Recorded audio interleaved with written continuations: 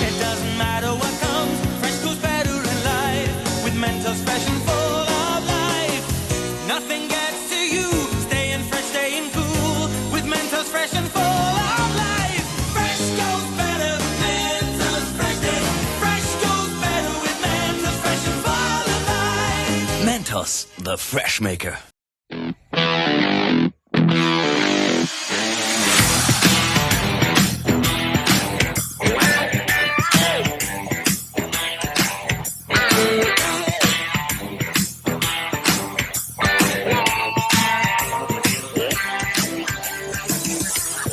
Welcome to the Rushmore Show, where it's all about your top four and nothing more. Kirk, we are again making our way through Music March, going a decade at a time. 70s was 2 weeks ago.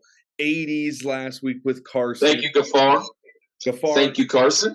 And then now we have moved into dangerous territory, if you couldn't tell from the background, and if you couldn't do math. Just so you know, we are now in the 90s, where my wheelhouse it's going to be a blast today. Very excited about the 90s, man, and all that it entails. Kirk, what you thinking about the 90s, man? Well, we have said this on numerous occasions, but I'm really kicking myself over this one. This one was ultra tough. I thought 80s was going to be tough, which it was difficult, but this one. This is like going right to my high school years. This is going right to my, in 1990, I was in sixth grade. So from sixth grade all the way through my senior year happened right here in this bit of time. And my musicality, my genres, I'm all over the map. And so I kind of wish we would have like, hey, let's do the top 4 alternative bands from the 90s. But no, we didn't do that. We just went straight up musicians, artists, bands, whatever, whoever's playing. And this is tough. This is really tough. It is so tough, man. And you're saying it's your high school. This is like my childhood. Nostalgia is one of our big things here. And there's a lot, obviously, that's tied into music with nostalgia for us personally.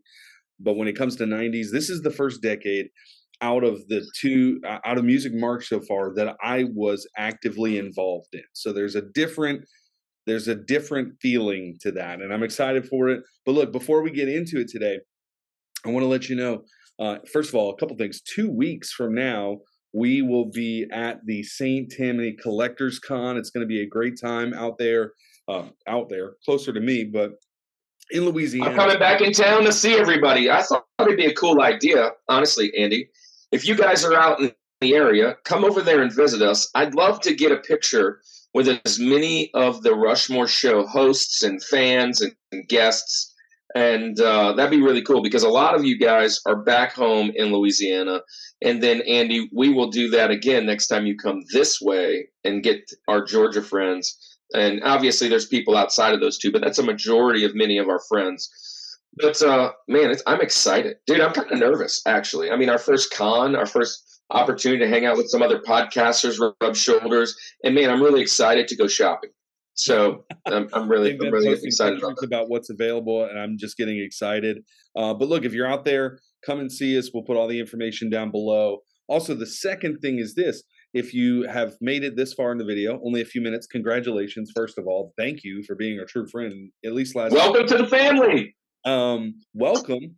But look, join it officially by just going down and hitting subscribe. It's one of the easiest things that you can do, and it helps us out tremendously. Yeah. And we just want to do life with you. We want to be part of the family. We want you to be part of our family. So, Andy, we just hit 250 a couple days ago, actually. And we're almost about to surpass 260. They're flying. It's coming and going. We are moving along. We're finally catching some traction. We thank you all. We're very humbled. We appreciate you all. And thanks for just joining this ride. I mean, no, you don't have to waste an hour of your time with us, but you decided because you want to know what our top 4 90s bands are. And I am excited to give those. So It is going to be a blast today. Going back to the 90s, back to the decade that might be my favorite out of Music March. Just going to say it. Next week has a strong chance at it too, but it's just going to be a fun I thought time. 80s was going to be my favorite. I think this one's going to be my favorite. This one is going to be my favorite. After I dug in, I'm like, this is so good. This is so good. And so, favorite, we have a great guest that's going to join us today. He's been around the block. You guys might know him. Once or twice he's been on this show before. So, but look, let's not waste any more time. Let's get ready for our Rushmore of 90s music.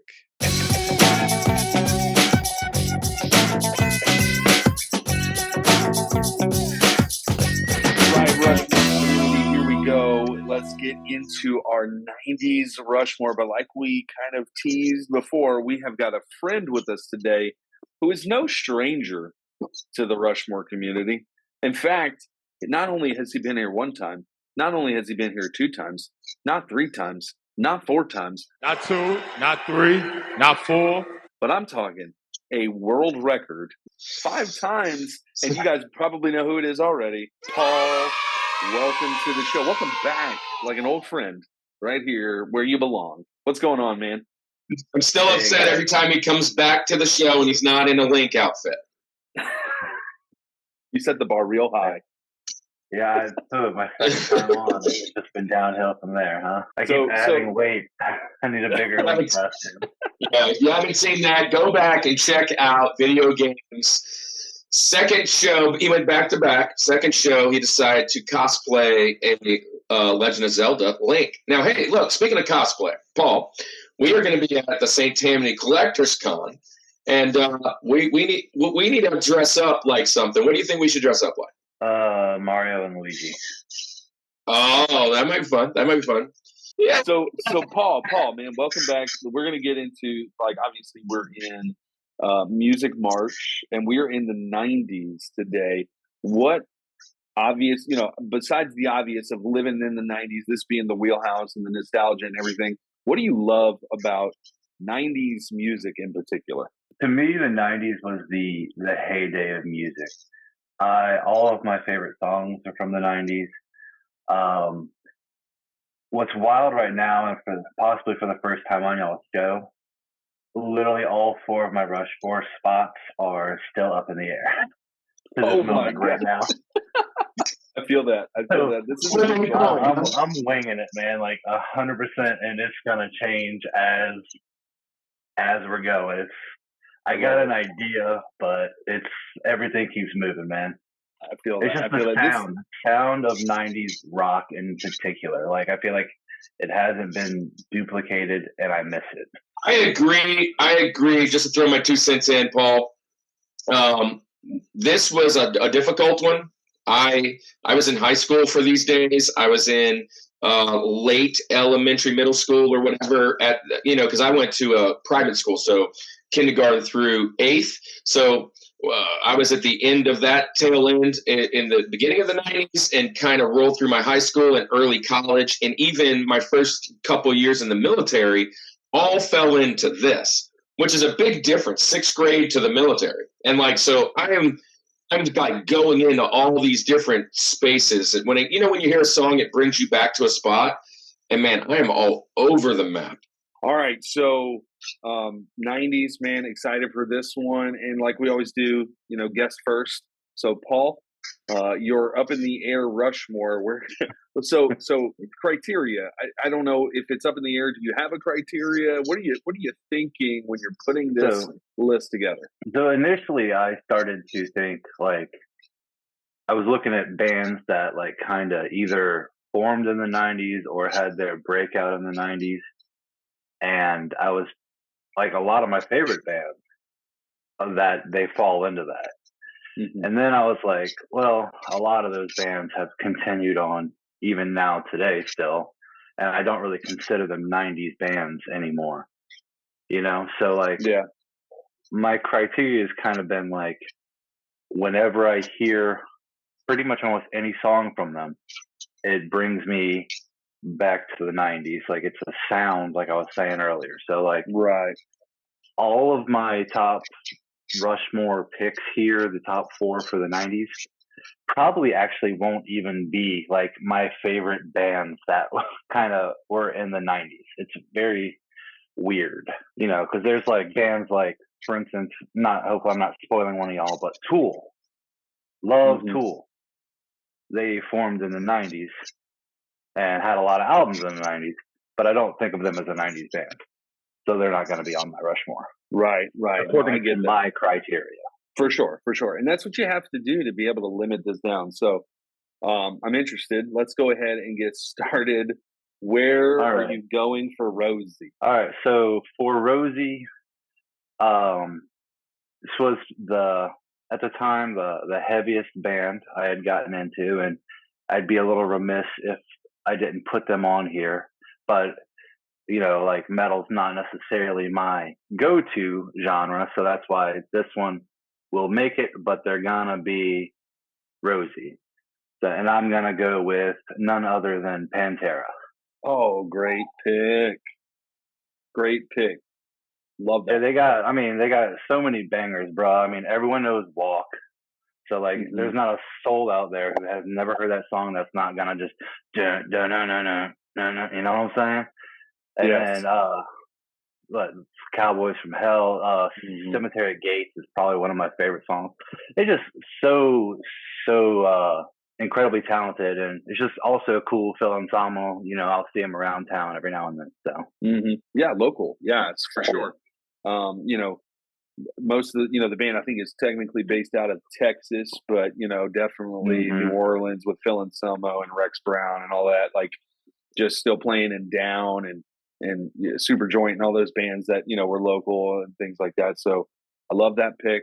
I love what they did for music.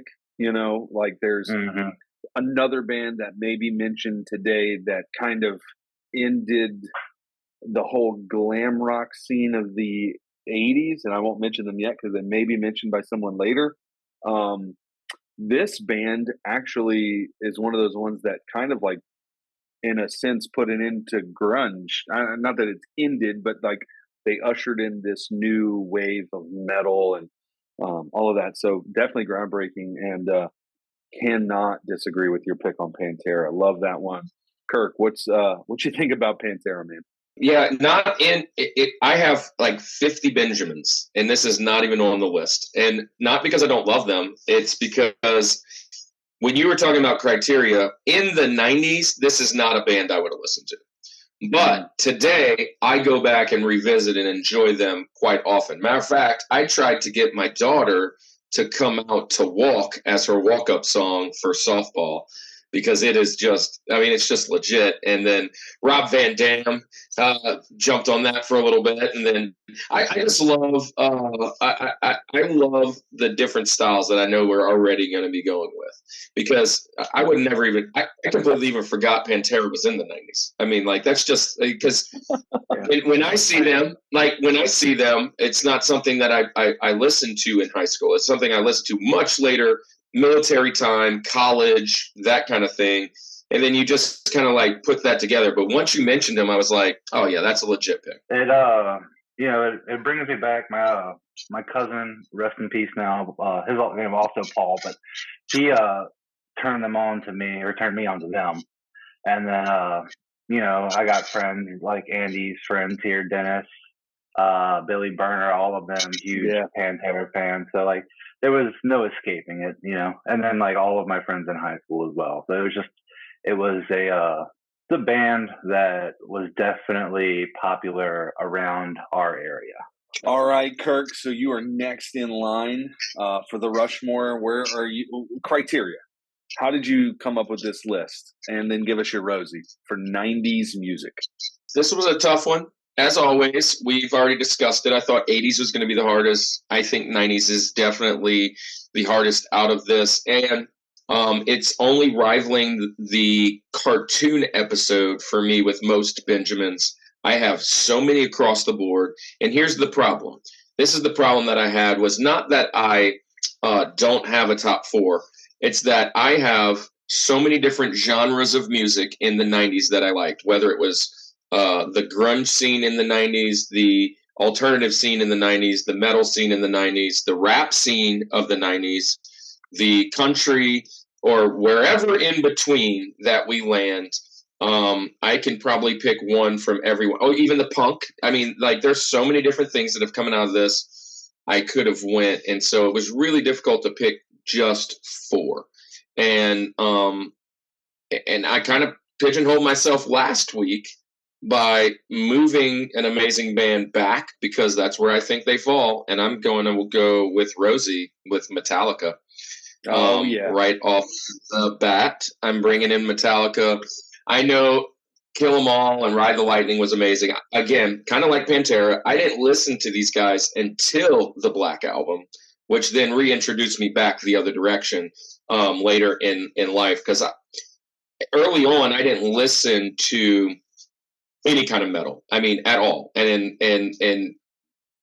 again, Dennis, you called me out on Ozzy. I love Ozzy. I love Black Sabbath. It's just not something I listened to until later in life.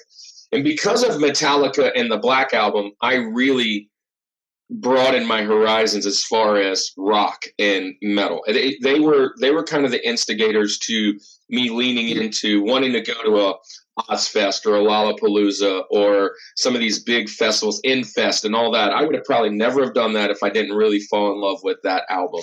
I mean, I know they started in 81. They have all those hits back in the day. But, you know, Enter the Sandman, Sad But True, One. I mean, all of the stuff that came out in the 90s, really, it was a big influence for me. The Unforgiven, Nothing Else Matters. That was just all from that album. And then Load and Reload. Thanks, Dennis, for jumping on that, because we totally were botching that, I think. But everything from Hero of the Day, Fuel, Memory Remains, I still love that stuff. I do really like those, because to me, that was my intro to Metallica. But I could not go 4 weeks without having them. I was trying to figure out a way to get them on the 2000 maybe, because they're just an amazing band. I mean, they really are an amazing band. And you mentioned last week, Andy, that you went to that concert. And ironically, we were at the same concert, hanging out, watching these guys with Down and Sword. And that was the only time I ever got to see him. And I mean, I was just so excited to be there. I mean, I'd love to go see him again. So anyways, Metallica is going to kick off I was almost reluctant to even put them on this mountain, because I was like, dude, if I put them here for that one album, but they're amazing. But it started all the love for even some of the ones I'm going to say here in the future. So I had to get them on there. I'm glad that they made it in the 90s. I mean, obviously, I shared them as my George last week in the 80s. I wouldn't put them in the 2000s. Yeah, the 2000s. That's what I'm saying. If you were going to reserve them to the 2000s, I would have been very upset. Not because, look, Death Magnetic is great. Death Magnetic is great. A lot of the things they put out as of more recent. But if we're going to go back to 2003, we would have had a problem with Saint Anger. I'm just going to be honest with you. Saint Anger. It's garbage. And that's exactly what the snare drum sounds like, garbage. But yeah, anyway, I love this pick. I mean, the Black Album. I mean, you can't, for as much hate as that album got.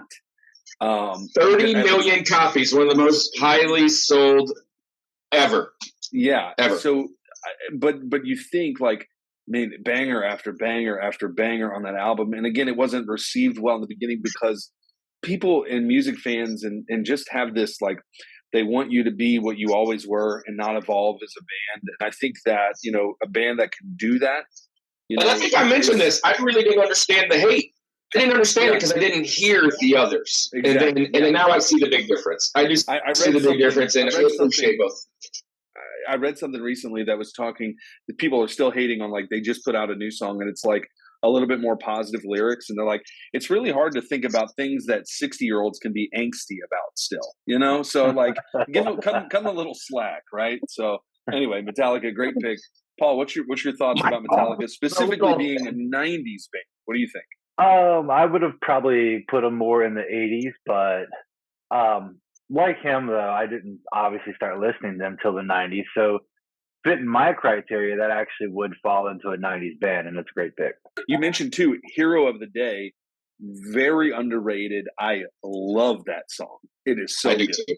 It's such a good song. So King Nothing is another great hit. Golly, man, there's so many Holier Now. Oh my goodness. Favorite Metallica album and go. And Justice for All.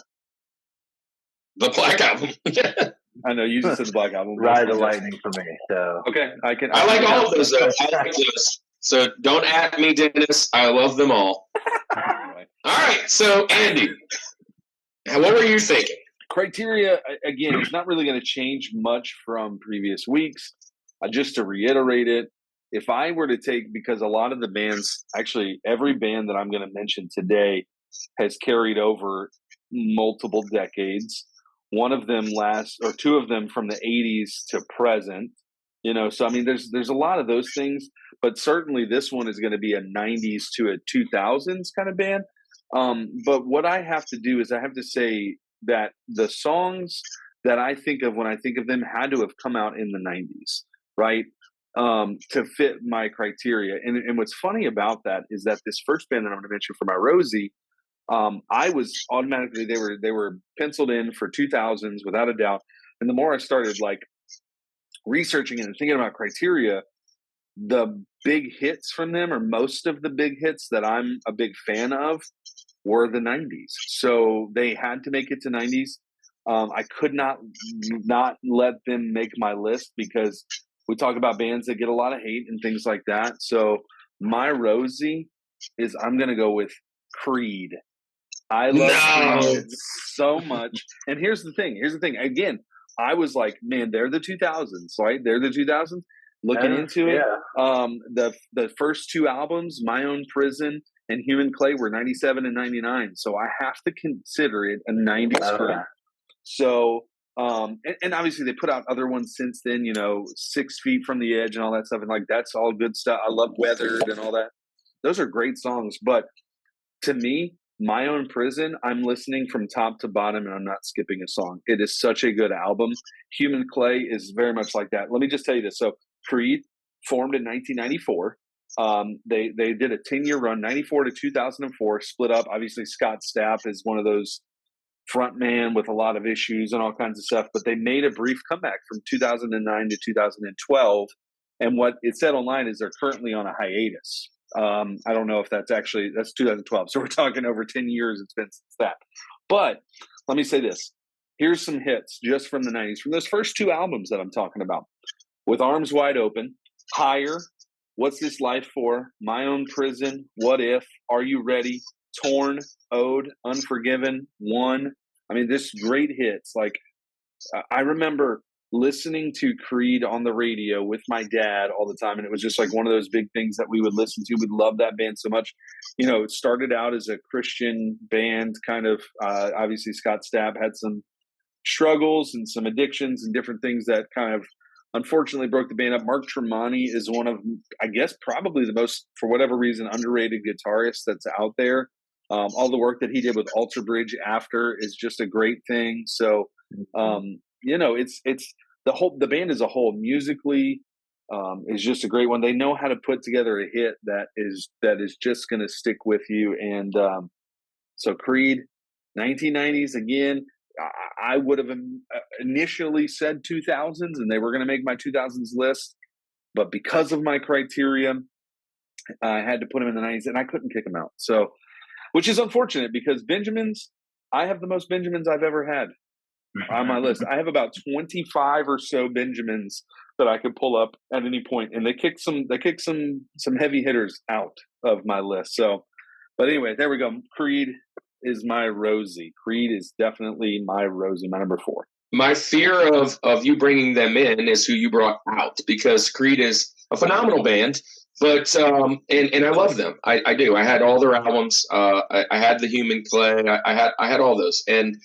But it's a band that I didn't like really visit all the way through 2000s, all the way up to now. It's kind of somebody that kind of got put in the back, got put in the catalog of books. And then, the amazing thing with Spotify, we can go on and revisit those things and, just get a playlist. And you posted on Facebook not long ago, man, these bands that get hated on, and Creed was one of them. It is kind of shocking that you moved them all the way up the list to top 4. I didn't realize you loved them that much, and that's awesome because I love their story. I mean, Christian roots. From what I understand, Scott Stapp is like writing songs on a mattress in like an abandoned apartment or something like that. He's but the Arms Wide Open song, I remember when it came out, and kind of the lore behind it with him being a new father and kind of writing that in the waiting room or wherever he wrote it. But that's a really cool band. And one of those, again, we could have a whole Rushmore of most hated bands that don't deserve it. You mentioned U2 a couple weeks ago. Nickelback is a 90s band, by the way, if anybody's wanting to throw that out there. But those kind of bands get hated on. And although in the mainstream, they get hated by purists, or I guess, there is a great following, and there is some really good music by these guys. And so I love them. I really love this pick. I'm excited that you put that on there, because that might leave an extra Benjamin for me, because there are so many. There's so many. So, Paul, Kirk had mentioned my Facebook post, and I know you chimed in the comments on that as well. So, but you are a Creed fan, correct? Bro, Creed is good. Creed is great. And the best part about Creed is you get to talk like this. Yeah. Like when you sing Creed, you get to do that. Yes. It's fun and it's contagious.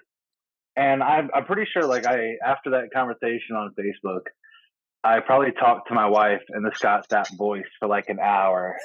And I'm sorry. I am so sorry that I caused that. It was fun for me. Oh my! I loved it. My daughters loved it. It's all good. We're now moving on to TJ Jazz. Jeff, we've got our Rosies out of the way, and Paul, we've given you time to think and formulate your list some more. Where are you going for TJ, man? All right, man. There's a lot here. I think I'm gonna have to. For my TJ, I'm going to go with a band that they were around before this album, but it's the first album I bought once I kind of started buying my own CDs, and they had a real popular hit, and I was in junior high, and so I'm going to go with The Offspring. Ooh, nice. Well, that's a Benjamin. Yeah, I mean, the album, I think it was Americana, it was called, Pretty Fly for a White Guy, Kids Aren't All Right, all of those songs. And then that kind of opened me up to all the stuff they did before that. And they're still putting bangers out today, man. Like, it's just a really good band. I can't say enough good stuff about them. Yeah. And one of my all-time favorite songs, definitely makes my top 10, is, oh man, I can't think of the name of it. It's like, and it feels like heaven so far away. Bro, this song's so good. Yes. I love Gotta Keep Them Separated. That's a fun song. Yeah. It's super fun. And as a drummer too, it's just a really cool drum intro. The Offspring, man, is a gosh, so good pick. You took it from my Benjamins. It was definitely down there on my Benjamins. But I remember trying to learn their music. They're just a fun band, man. Like everything that they do, the riffs are cool. That whole Americana, Pretty Fly for a White Guy is just a really cool song. Why Don't You Get a Job is one of my favorite. It's so catchy.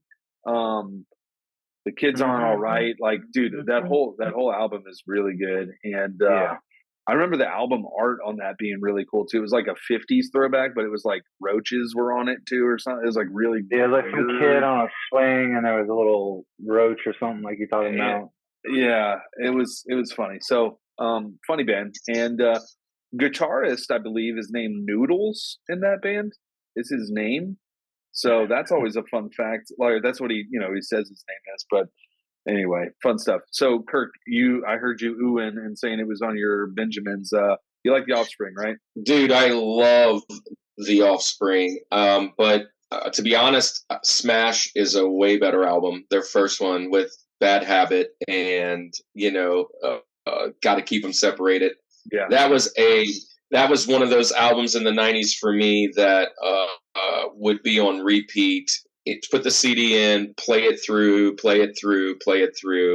I love their sound. I love they're kind of gimmicky with some things, with some different kind of sounds. But man, the Bad Habit song for me, dude, that's one of those ones that you just put in and you get irritated and you have road rage and you drive around and yell at everybody. I mean, I love Offspring. Fun times. Not a band I ever got to see, but I always wanted to see. I always wanted to see them. So I love this pick. I didn't think it would get picked in the top 4. I definitely had him down there on the Benjis, and man, I'm glad somebody grabbed him.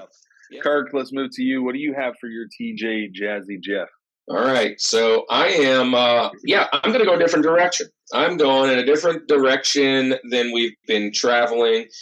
If we were to go into Camelot music or FYE, what it turned out to be later in life, you would find this in a whole nother aisle. A whole nother aisle. But I had a lot of influence in my high school time, which was 92 to 96. Of hip hop, and I'm going to bring in a rapper, right? I am going to bring in a rapper, whatever. And to me, he's the George of rappers, and he was gone too soon. I'm bringing out Tupac Shakur. Tupac is my bro. He's my number one. I could have went Snoop. I could have went a bunch of people, but I had to get at least one rapper on here. In my opinion, if he wouldn't have died in 1996, he would have had just as much fame as all the other guys. Snoop and all those guys went and carried some things. Could have put some like some groups in there that I kind of avoided, but man, All Eyes on Me, and it was a phenomenal album. I used to play Dear Mama, and I still play it every once in a while and cry.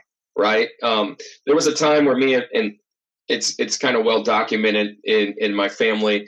My mom and I didn't get along very well, and I would play that song kind of, thinking to try and make her proud and some other things. But the story is just amazing. As far as hip hop goes, I think he's one of the 4 guys that need to be on the mountain. It's one of those things that are often argued. Him and, Biggie, Snoop, some of those guys that are kind of there.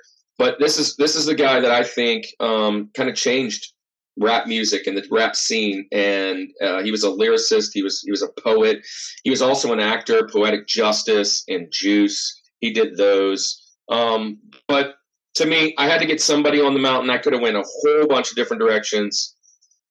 And I kind of figured you guys probably weren't going there. And if you do, that's cool. But I got to get at least somebody in. A couple of the other guys that I thought about putting here before him, I had to move him back to 2000. So I had to shift him back some. So I'm going to go with Tupac. Yeah, I'm going to go with him as my rap showing for my 90s groups. Let me say this. If you listen to the beginning of California Love and don't just lose it, you don't have a pulse. I mean, it is Tupac. It's hard to get through the 90s without talking about that. But Paul, what's your thoughts on Tupac? Are you there? With that? He was on the bennies. I think his career wasn't long enough for him to make my Rushmore, although I can appreciate everything that he contributed to hip hop and rap in general.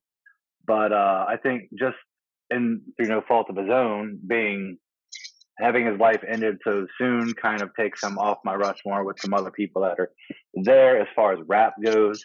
But I do love Tupac, love a lot of the songs.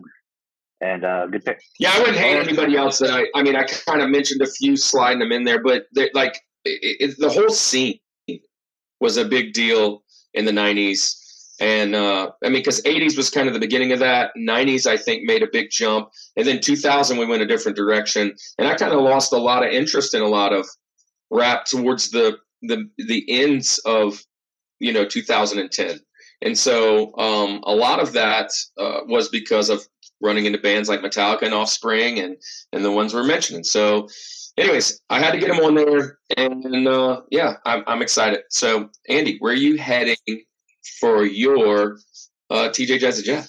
So this is surprising in a sense, but I am going to Crushmore here, and I'm not picking Tupac. Sorry, but I'm going to Crushmore with Paul, man. I'm going to go with Pantera for my TJ Jazzy Jeff, man. So here you go. 1981, they were formed. They lasted until 2003, and then actually recently, last year, 2022, they have launched kind of this sort of comeback thing. And I mention that because obviously two of the members are Dimebag and Vinnie Paul are not no longer with us, so they're not there. But look, you mentioned some of the songs. Let me just give you a list. These are just 90s songs from Pantera. Domination, Cemetery Gates, I'm Broken, 5 Minutes Alone, Drag the Waters, Walk, Becoming, Cowboys from Hell, Mouth for War, A New Level, Primal Concrete Sledge, This Love, and Psycho Holiday. That's just a couple that I'm going to mention right now. Those are the ones that I can mention that don't have curse words in the title of the song. So, but let me just say this. I last year for Music March guitarists, Dimebag Darrell made my list, my Rushmore of guitarists, because it's impossible to hear him and not know that it's him. It is one of the most signature and iconic sounds on a guitar. The dude makes things happen on guitars that shouldn't naturally happen. The squeals and just the riffs and everything that he does is amazing. And I remember this. In 2004, when he was killed, he was playing with Damage Plan at the time. I remember my dad waking me up. I was a freshman in high school. I remember my dad waking me up saying, "Did you hear Dimebag got shot?" I'm like, "Dad, I've been asleep. That's a weird way to say that." But I remember that whole day, like literally like Dennis and just like the whole crew that we used to hang out with, like we're mourning for like a month or two because of this. He's such an icon when it comes to the rock and metal world, for all of that. So, but besides that, they were just amazing group. At that time, I was playing in metal bands and stuff, so obviously a huge influence there. Their songs are so good. Again, for the reasons you said before, Paul, being a local band like you, it's like there's people from New Orleans doing this kind of stuff. Like, this is really cool. Like, that's like 20 minutes away from where I'm at right now. And gosh, such a great band. It's crazy that, and you can go back to Pantera in the 80s, and they started off as like this like hair metal, speed metal kind of band. They were not the sound that you hear now. And then the 90s came around, and they just totally took this. 1990 Cowboys from Hell album came out, and they completely defined an era when it comes to metal. So much so that there's bands now that you listen to that you're like, yeah, they're just doing what Pantera was doing, or they're trying to do what Pantera was doing. Unfortunately, with the band and the lifestyle they were living didn't lead to it being a very sustainable thing. Philip Anselmo had a lot of issues and rehab and drinking and just all that kind of stuff that happened that came along with it. But and Vinnie Paul has now since passed away as well. So like, we don't have those members. We do still have Phil. We still have Rex Brown. But they do have Zach Wilde, who is actually filling in for guitar, which if you're going to get a guy to replace Dimebag, Zach Wilde's pretty good too. So like, you got some of these things. It's going to be different, but man, you can't go to any metalhead. This is what I'll finish off saying. You can't go to any metalhead and not talk about Pantera. Like, it's going to be one of those bands that just gets brought up if they know what they're talking about. So my TJ Jazzy Jeff on my list of 90s bands had to be Pantera. I kind of felt that you guys were going to go that direction. That's how I knew. That's kind of why I threw the Tupac thing out there. But I mean, I can't say anything else about them. Great band. Kind of wish I got to see them in their heyday. I might not have liked them back in their heyday, but I really do like them now. And the opportunity not to see Dimebag. We had that conversation. You mentioned that whole story about your dad waking you up, man, and that's kind of like it's like the 9/11, right? We all know where Yeah. we're at when certain things happen, and you know that particular scene. That's kind of like my Tupac story, you know. We all kind of know what was going down and like that whole time. But man, I love the influence that they've had on so many other bands. And I mean, you mentioned it. I didn't even know Zakk Wylde was a part of the band. I mean, that just elevates that legitimately that they can go and get a Zakk Wylde. I mean, local band, that's really awesome. So I love the pick. Obviously, Paul, you love this pick. What do you think about him taking that one for his Crushmore, our first Crushmore of the day? Man, it's been a while since me and Andy have had a Crushmore. It feels good. Feels good, Andy. I'm bro hug it out with you. Yeah. Well, hey guys, we are at our halftime, and we are going to come in with a halftime show. We got to come in with our best commercials of the 1990s. We'll see you back in a few minutes. Imagine owning the world's greatest love songs by the greatest voices of our time.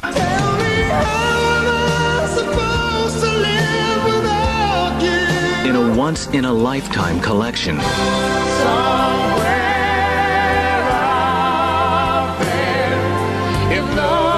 Time Life Music presents the Ultimate Love Songs Collection. 36 beautiful songs by all our favorite artists. Have I told you lately that I love you? Rod Stewart, Have I told Celine Dion, Phil Collins, Gloria Estefan. Get the Ultimate Love Songs Collection on 2 CDs for just $26.99.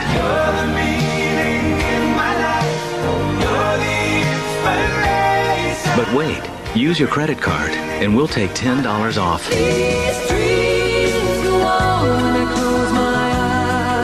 That's right.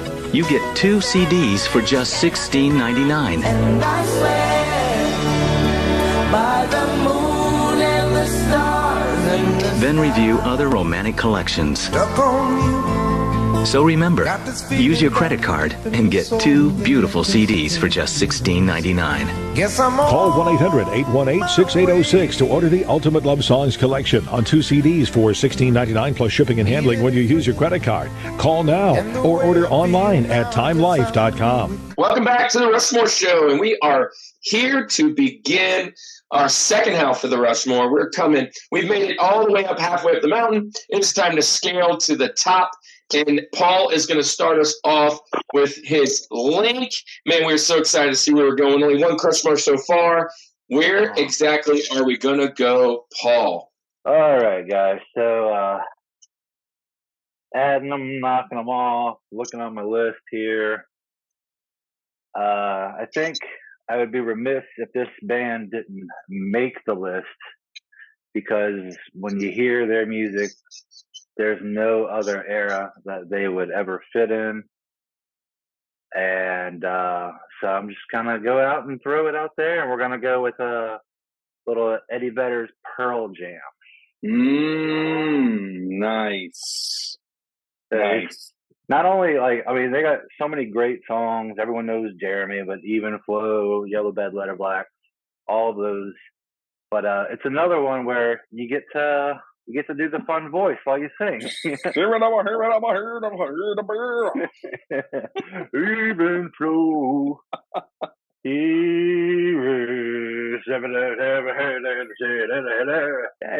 that grungy sound, bro, and it's like really before the 90s. I still love a lot of my parents' music, but that was like I listened to my parents' music, whatever that was, whether it was Kiss or literally like it was the first 2 cassette tapes I owned, because this was before CDs, was Kiss, Detroit Rock City, and it was the Grand Funk Railroad. So that goes to show you, like, that's what my music was before the 90s hit, and I kind of fell in love with alternative rock and with grunge. And so that's why Pearl Jam, it's up there. I love that. I love the pig. So, yeah, man, I'm gonna take Pearl Jam off of my Benjamins now. You've taken them from me. They are a band that could easily make anyone's Rushmore because of just what they meant for grunge and 90s music and that whole scene.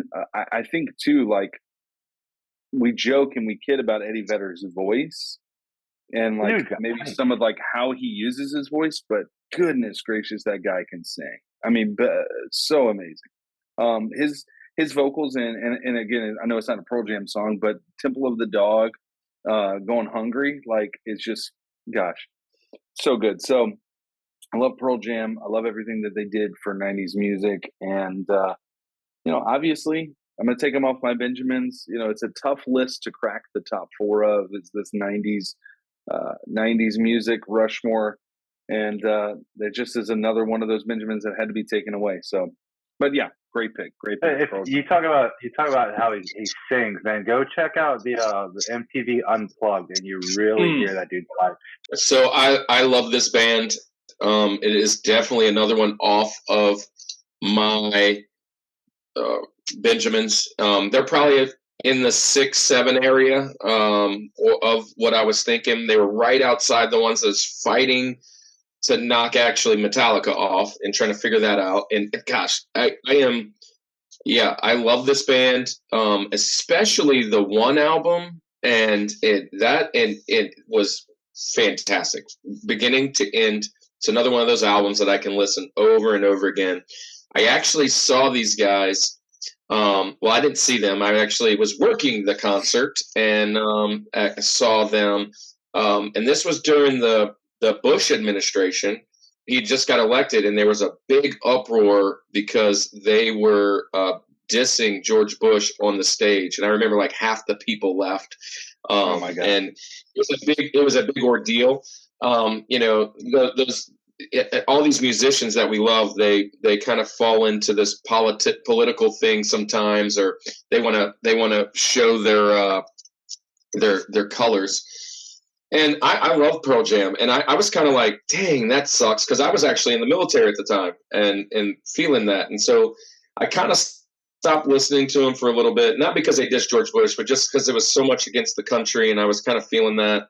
I had just either got back or I had just got orders to go to Iraq. And so I was a little kind of irritated with them. But, man, love Eddie Vedder. I had most of their albums. They kind of went off after, what was it, Vitalogy? Then the next one kind of took a little bit of a dip. But great band. I love that you picked them. And, I love how your list is coming out.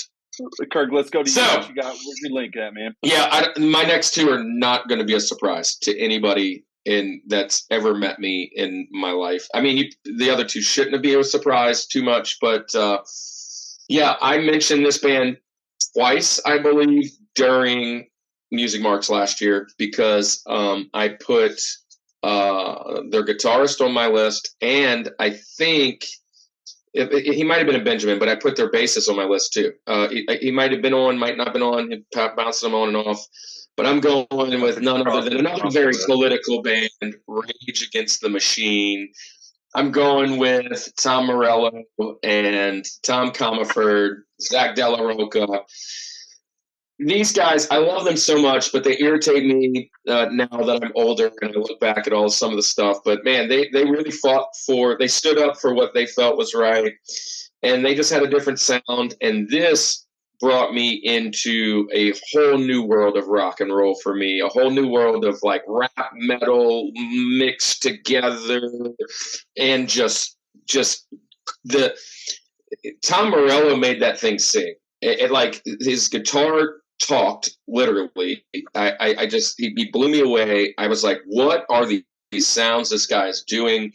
It came at a very, very important time in my life. It was towards while I'm going into college, going into the military, and I was kind of, anti-establishment, if you will, kind of wanting to be against the family, and just nobody liked it. And I was like, I want to love this, and just there are so many great songs.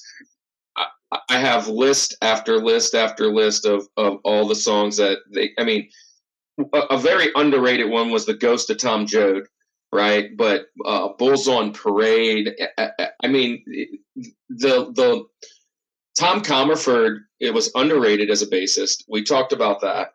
And if Zach De La Roca and them wouldn't have had like just kind of like mistakes with each other, they'd probably still be together touring. But now they're off and on. They always get together for, you know, the elections around. Let's do this free concert. Mexico has got some problem. Let's go have a free concert. But they kind of went their distance. So anyways, that is going to be my list. I remember being in the military, riding in my car by myself, just kind of listening to Rage and kind of raging out. I mean, there's several other bands that are very much like them, but I feel that these guys are the ones that brought me to those bands, so that's what will help me eliminate them. So anyways, that's going to be my link, man. My number 2. I could have easily made him George. So, yeah, I love this band. Rage is a great band, musically, for sure.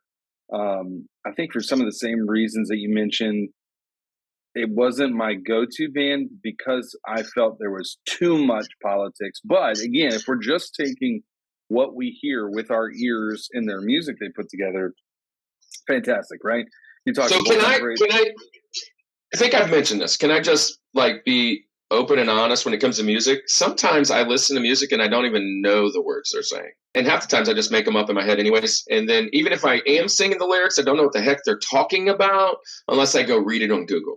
And so I found out much later probably that their agenda, if you will. But I remember watching the live DVD when the Ghost of Tom Joad was on that live DVD thing. And there was a part on there that had like all these protests. And I was like, oh, wow, what is going on? And like, they've been like that their whole career. So it's kind of funny. But yeah, I love them. Probably never go see them. But yeah, it's one of those bucket lists I'll probably die with. But I think about some other ones too. Like, you know, Renegades of Funk was a really cool song. Guerrilla Radio is a really cool song. Like Kirk, I don't know your experience, but like, I think it was either junior high or maybe my freshman year of high school, and that came out, and me and all of my friends who would go to the skating rink by Covington High, but we wouldn't skate. Instead, we would just take over this back corner of the skating rink, and we would just go bother the DJ until he would play like music we wanted to hear. Hey, it's just you. Anything you want to hear? Dave Matthews Band. No hits, deep tracks only. You know, like Godsmack or Rage Against the Machine. And he would play Guerrilla Radio, and it would just be a mosh pit in the back corner of the skating rink. I remember a funny thing about Rage Against the Machine is we're talking 90s, and I know we're not necessarily talking TV in the 90s, but maybe eventually this will come up. One of my favorite shows from the 90s was Celebrity Deathmatch on MTV. And if you remember, there was an episode that was Rage Against the Machine. And it was like this giant robot that they were fighting against. And it was so funny. All right, Andy, where are you going? All right. So I'm going to switch things up here, man. So you brought out, for your TJ, Jazzy Jeff, you brought out Tupac, right? So you changed things. Now, I'm not going hip-hop, okay? I'm not going to go that route because, again, it's not very much my go-to wheelhouse. But you can't make it through the 90s without going for this one. And let me just say, it's a solo artist, okay? He started in 1985, went to 2001, had a break there. And then 2005 came back and is currently still touring out there, putting out music. And I'm going to go with Garth Brooks. Garth Brooks in the 90s. Now, you cannot escape the 90s without talking about this guy. Here we go. Here's some hits. Just 90s, okay? Again, follow me, just 90s. And I'm not even taking in his Chris Gaines music, okay? But let's go just Garth Brooks. Garth Brooks here. Callin' Baton Rouge, Ain't Going Down Till the Sun Comes Up, Rodeo, Friends in Low Places, American Honky Tonk Bar Association, Two Pina Coladas, Shameless, Somewhere Other Than the Night, The Thunder Rolls, The Fever, It's Your Song, Long Neck Bottle, That Summer, Two of a Kind, Working on a Full House, and To Make You Feel My Love. That's just Papa Love 90s. Mama, Standing Outside the Fire. So Yes. Many good ones. No fences. No, I mean, look, here's the thing. Garth Brooks is, and I'll admittedly tell you this, and I know your criteria is like I had to be listening to it then. I was not on the Garth Brooks train during the 90s. I was very much like Pantera, blah, like later in life. Like I was like metal or nothing else. Like, you know this, Paul. Like that was just where I was. But I've grown older and wiser, and I've realized that there's really good music outside of rock and metal.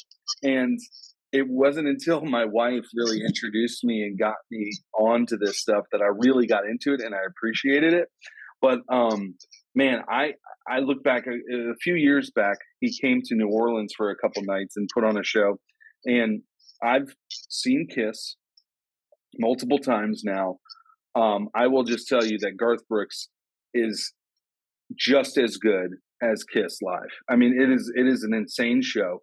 The guy is just running around like crazy. There's pyro, there's lights, there's just entertainment that's happening. Unfortunately, I didn't see him when he just came here to Baton Rouge, which I heard it like there was a registered earthquake that happened because of like him playing Call in Baton Rouge in Tiger Stadium. But yeah, you know, you talk about iconic, and there's a lot of 90s country artists that can make a list if you're really big in a country.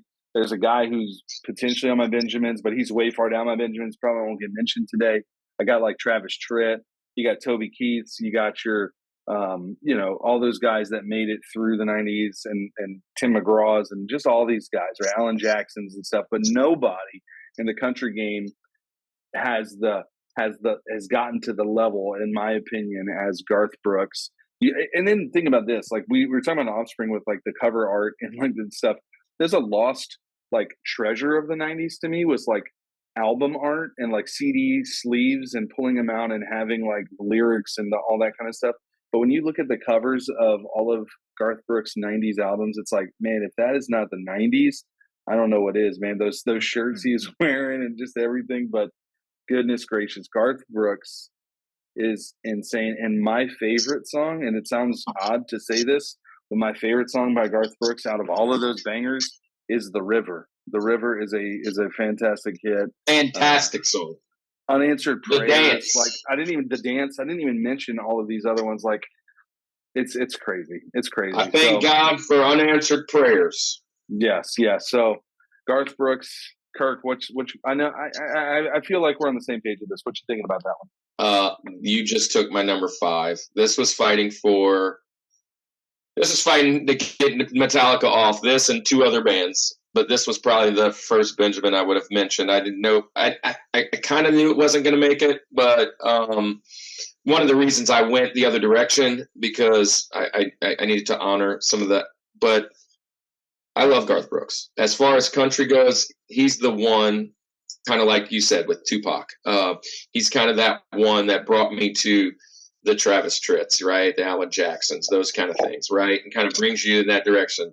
But I wasn't a country fan at all. And the only reason, kind of like you said, the only reason I even went there was because I dated a girl that liked country. So there you go. I love Garth Brooks. Chris Gaines was kind of weird. Yeah, I really wanted to make that concert. Really wanted to make that concert. I wanted to make the first time in Baton Rouge when he swung out on the rope all over everybody and all that stuff. And it's just, but yeah, I mean, they still play that music live in Tiger Stadium. I mean, because of him. So yeah, it's great pick. Great. I'm happy. I'm happy he got picked. I was unhappy that you did it because I was kind of sneaking in. Paul, what you think? Bro, if you never experienced Call in Baton Rouge live inside Tiger Stadium during a game, you haven't lived, man. That is such a great pick. I love it. Up until about 5 years ago, he was the only country artist I actually enjoyed and liked, and I actually have been listening to him since the 90s. So there you go. Can't say anything more about it, bro. He's really good. All right, so George, number 1. Hey, that's another country artist, George Strait. You know, I could have mentioned him. But, yeah, not the gonna old do black that. hat. You know, so, but we're at number 1. And Paul, your number 1 90s artist. I'm excited for this one. Where are you going? Man, there's a whole list of ones I have a list of like 20 that I wrote down, and then I have like a list of 10 that I circled. And even now, I'm still staring at like 6 that I have circled, and any one of them could be the number 1.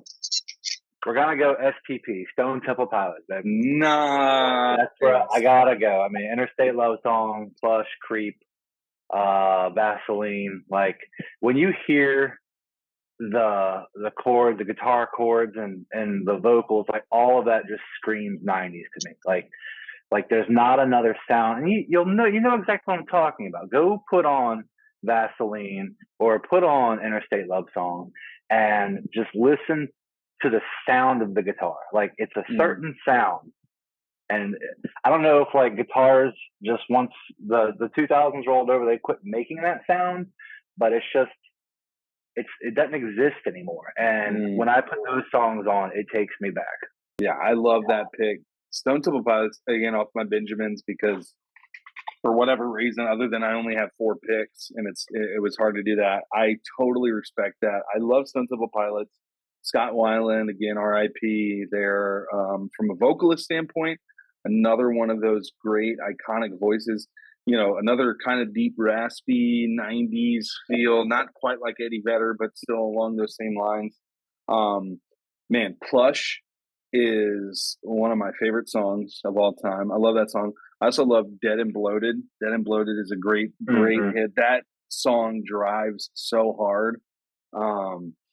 But yeah, you know what's interesting with Stone Temple Pilots is prior to this was after Scott Weiland, I believe, had passed away, but before Chester Bennington from Linkin Park had passed away, he was singing vocals for a reunited Stone Temple Pilots. So it was a very brief moment in time. It was really cool, but again, 2 vocalists gone way too soon. But yeah, I can't argue with that, man. I love Stone Temple Pilots.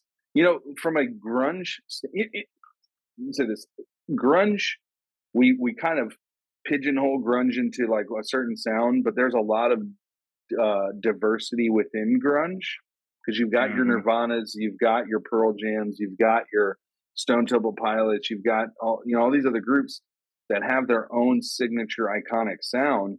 And Stone Temple Pilots was one of those ones that was, man, way different to me, because not only did they have like those big hard hitting songs, but they had some really like kind of chill, laid back. Lady Picture Show is one of my favorite songs by them, and it is what you're saying. It's so mellow, just laid back. It's so good. Dude, can't argue with that. I love Stone Temple Pilots. I do remember this too, like downloading music illegally back in the day. We all did it. Don't judge me. But we Maniac computer died. Voluntarily giving viruses, the worst viruses, to our parents' computers because we wanted music for free.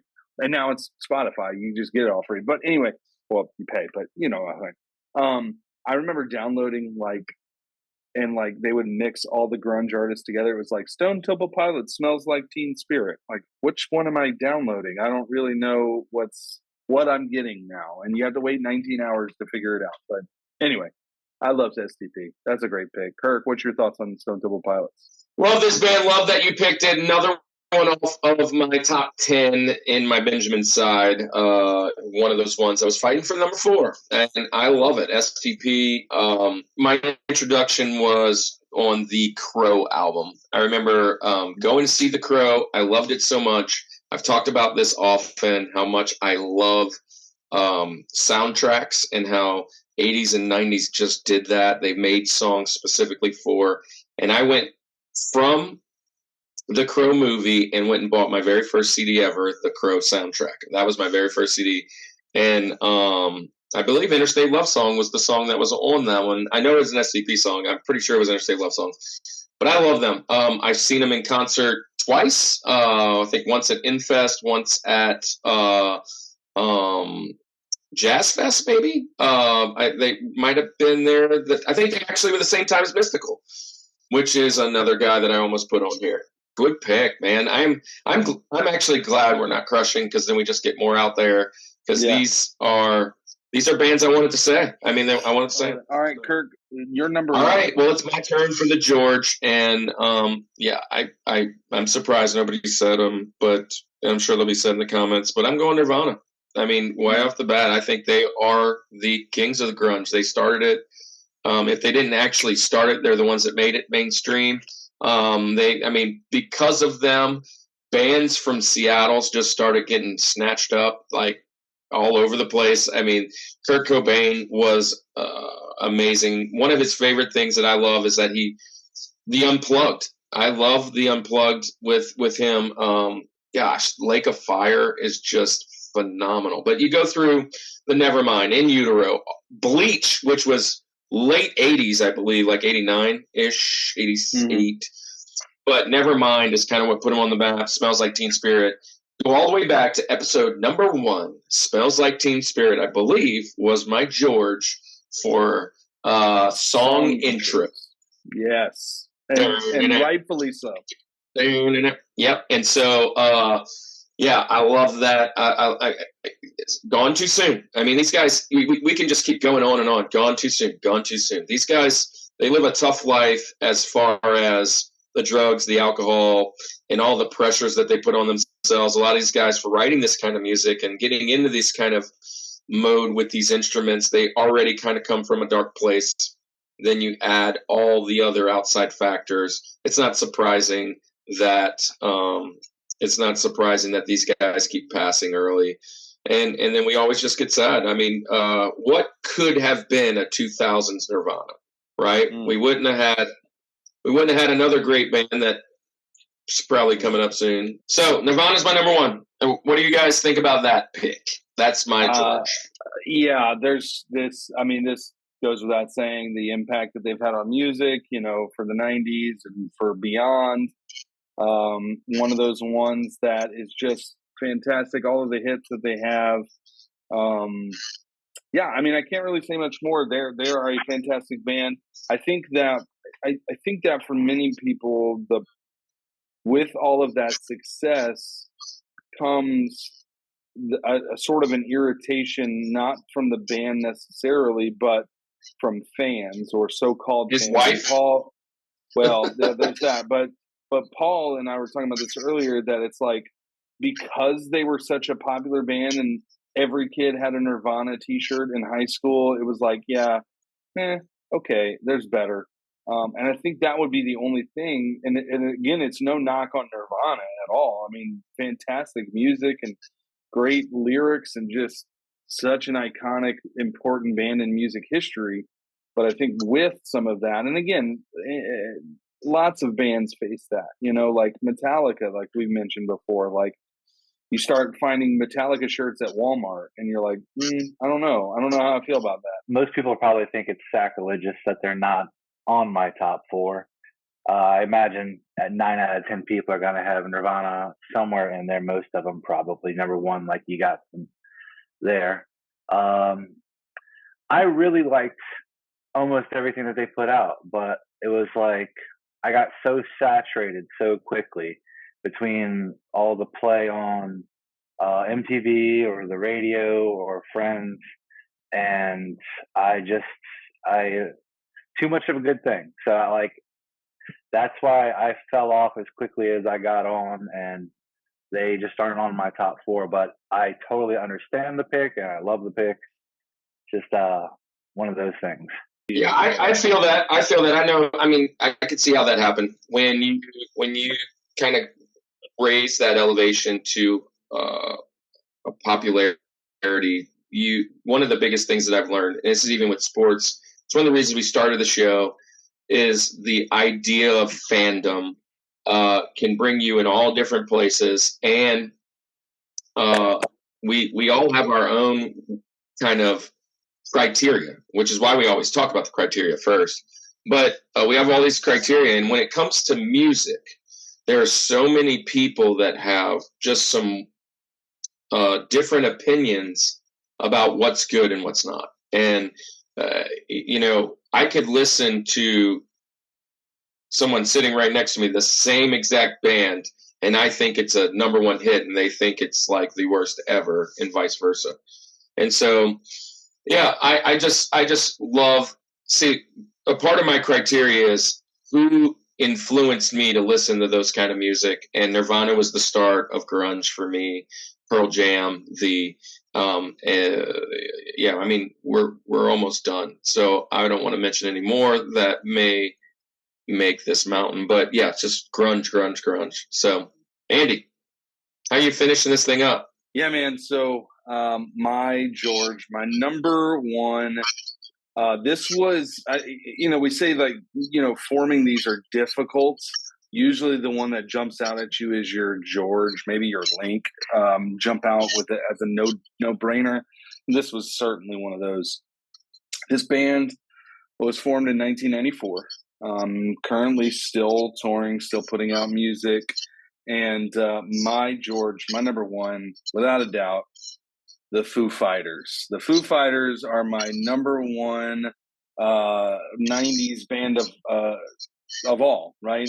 So here's just a couple hits, right? Just from the 90s. Again, a lot of hits that came out from the Foo Fighters in the 2000s, right? A lot of big hits there, but let's just go just 90s because of the criteria. Learn to Fly, Everlong, Breakout, Monkey Wrench, Stacked Actors, This Is a Call, Hey Johnny Park, Big Me, I'll Stick Around, and one of my absolute favorite songs of all time, My Hero. I love My Hero so much. It is such a great song. Here's the thing, Dave Grohl, you just mentioned Nirvana, coming as the drummer of Nirvana, with the tragic passing of Kurt Cobain, then went on to form Foo Fighters, and kind of continue that. Learned a lot of songwriting things from Kurt, and took that in his own and switched. Not only he didn't just become the drummer, he switches the front man, the guitarist and singer of the Foo Fighters, and it's just been amazing. And can't mention Foo Fighters without another R.I.P. Taylor Hawkins, drummer, passed away last year sometime, and again, another tragic event, the life of being a rock star and just all of those things that are involved with it. But gosh, I love this band. It's every chance that I have to listen to Foo Fighters, it's happening. They're great. And one of the big things that I love is, like, again, kind of getting music nerdy right now, but Dave Grohl, as a drummer, first of all, I love him as a drummer. The way that he writes a lot of the guitar parts for Foo Fighters songs is from the mindset of a drummer. He plays the guitar like a drum set. And if you've ever heard his interview where he kind of treats the low end strings as like the kick drum, and then the high end strings as kind of the snares and cymbals. Like, if you listen to just the riff from Everlong, it's it's very percussive. And anyway, it's just amazing stuff. So I love Foo Fighters. This list was for sure, without a doubt, going to be on there. I remember having the cassette of The Color and the Shape. That album is just so good. And like I said, I, in a way, could debate with this a little bit, because if you say that a lot of their songs come out in the 2000s, and I agree with you, so many great hits from the 2000s, but if you were going to eliminate 90s hits, you're going to eliminate some of the greatest hits of all time for the Foo Fighters. Oh, Big Me. That was such a great video. The Big Me, so the Mentos or Fructose or whatever, like, yeah, the Fresh Maker, yeah. So play on that. That's the other thing about the Foo Fighters, and the music video. We talk about the Offspring kind of being shticky and funny, but the Foo Fighters do this with their music videos. You talk about that one we were just saying, but Learn to Fly is hilarious. Him partnering with Jack Black and Tenacious D on a lot of things is really funny. All of those things that come along with it too. Everlong, the video where it's like the giant hand and they slap, like, it's just cool, funny. They don't take themselves too seriously, it seems like. Obviously, from a music standpoint, it's a seriousness, but they don't think of themselves as being bigger than they are. And I love it. It is a bucket list band for me live. Haven't seen them live, and unfortunately, I won't be able to see Taylor Hawkins now live, but just a great group. When I think 90s, I think Foo Fighters. It's just where my brain goes. So that's my George. That's my number one band of the 90s. What you guys think about that one? Yeah, I knew you were going there, and I was almost going to give it away last time, and I was like, oh yeah, maybe I shouldn't, because because the last time I don't remember if it was songs, whatever we were doing. I thought you were going to pick Foo Fighters, and you didn't, for whatever reason. I can't remember what it was, and but you've told me numerous times, especially when Taylor Hawkins died, that Foo Fighters was one of your favorite bands, and along with Kiss. So, which is quite an interesting 1-2 punch there. But yeah, Nirvana. There you go, man.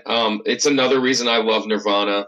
The fact that these guys are so talented, they lose their front man and flip the band on its head and do a whole different kind of style almost. I mean, they're still amazing, but it has a little bit of different feel. I love this pick. They were on my Benjamins, but I knew they weren't lasting.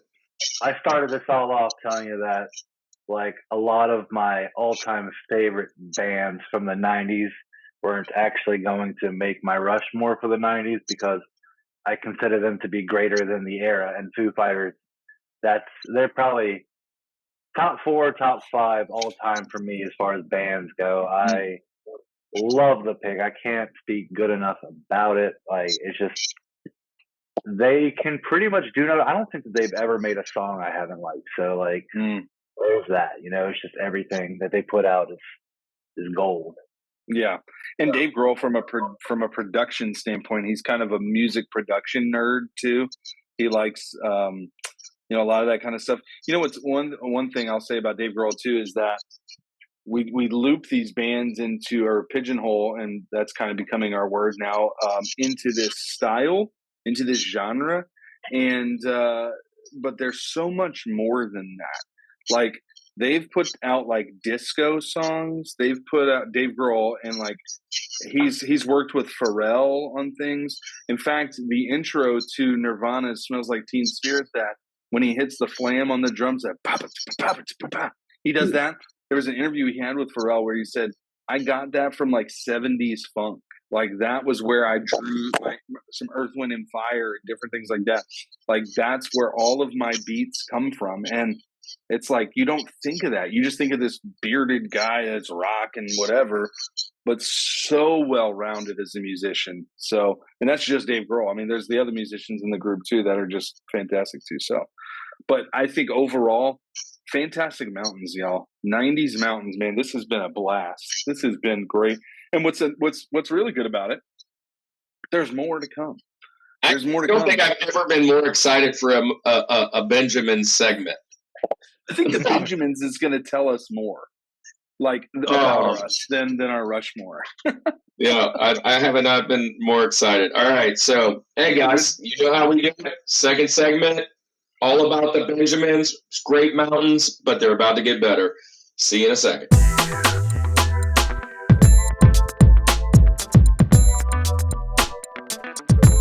Welcome back, Rushmore Show. It is time for our All About the Benjamins, which I may be wrong, but I think the song All About the Benjamins came out in the 90s.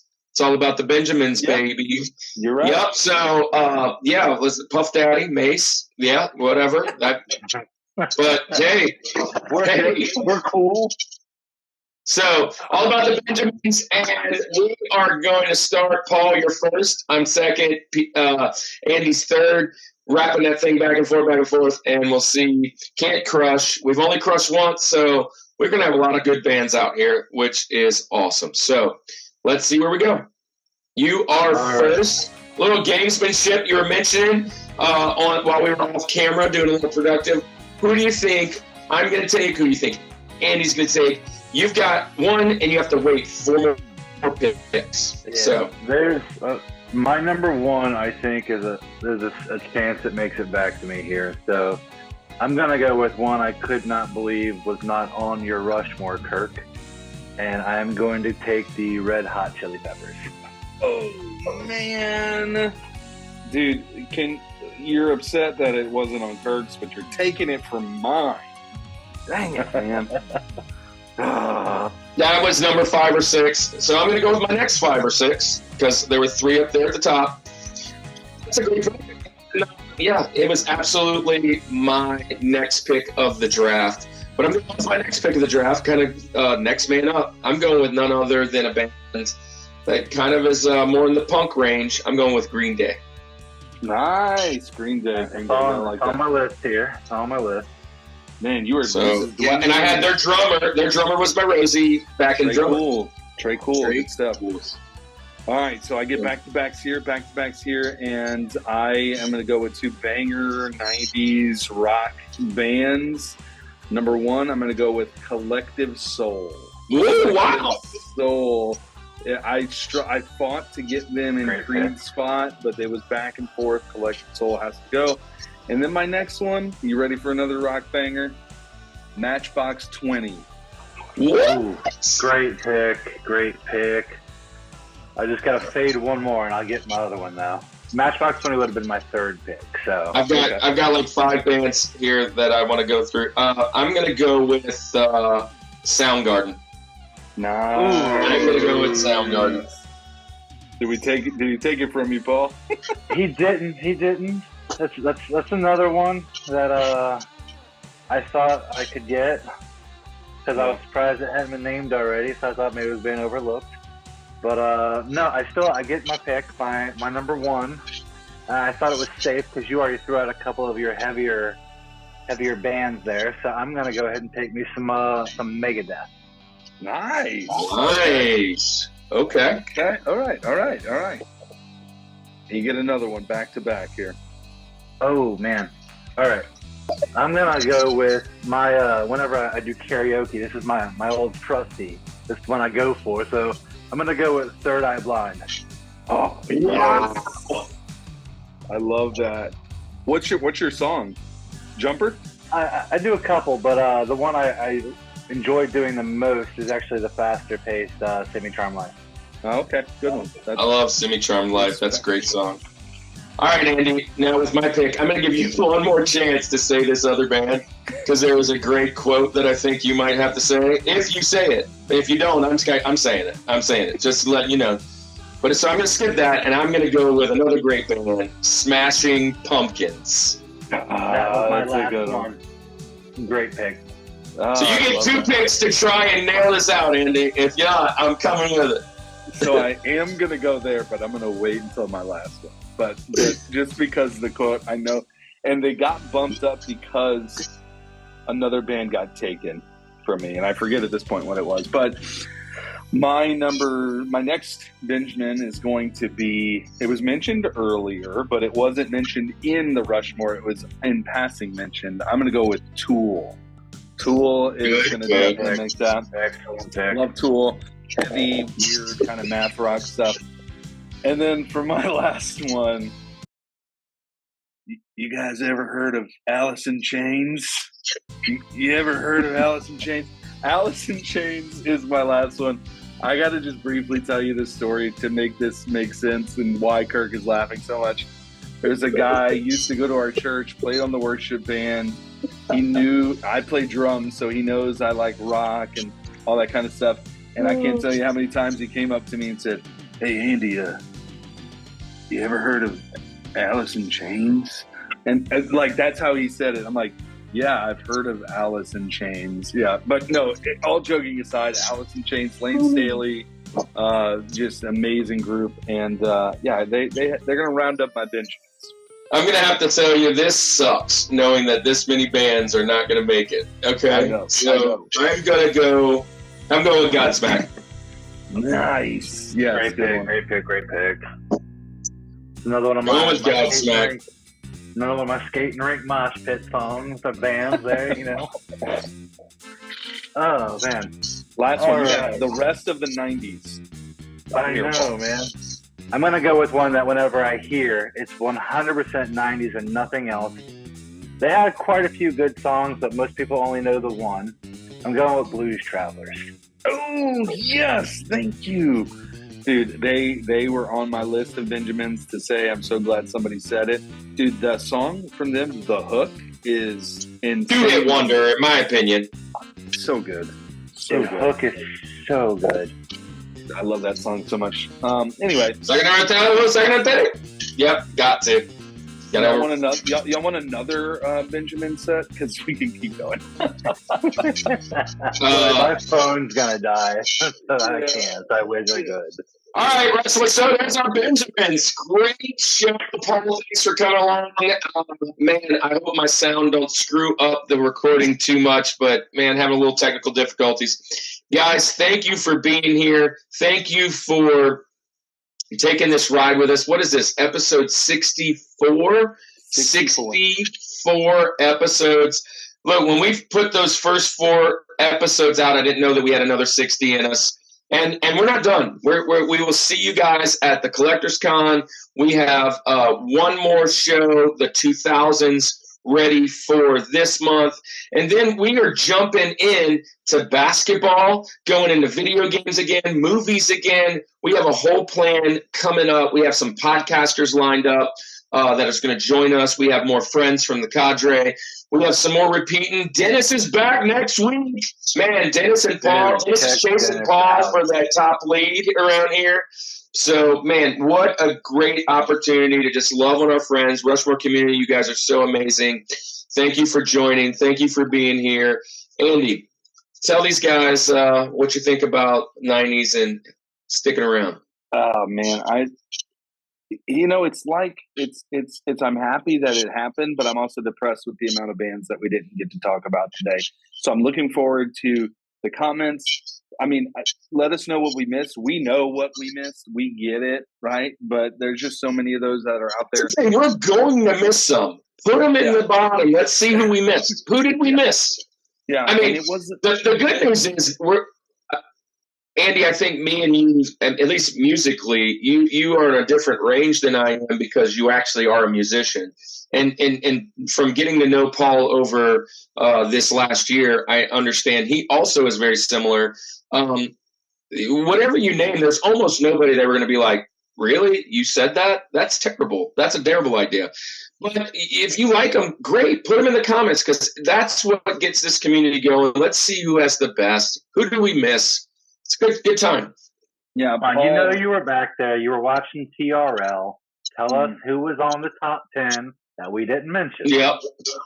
Before it's too crazy, and before the 90s become 40 years away, let's go ahead and end this show the way that we always. Paul, thank you for hanging around, man. Rushmore community, we love you guys. We'll see you in the comments. Andy, how do we end this thing? This is the Rushmore Show, where it's all about your top 4 and nothing more. Peace.